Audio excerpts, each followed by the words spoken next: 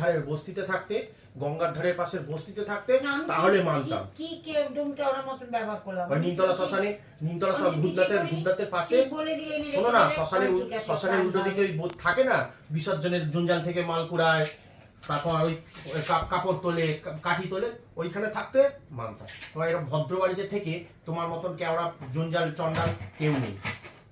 ঠিক আছে, আমি ডোম কেওড়া চন্ডাল আমি কি কি করেছি আমি নিজেই জানি। ডোম কেওড়া চন্ডালের কি ব্যাপার করলাম আমি নিজেই জানি না। তো কিন্তু দেখি তুমি স্বভাবেই চন্ডাল। তাহলে খাবারের উপর মাছ নর্দমায় ফেলে দিলাম, তারপর পেচ্ছাপ করে দিলাম, তা সেটাকে তুলে এনে রান্নাঘরে আমার বাটির মধ্যে রাখছো?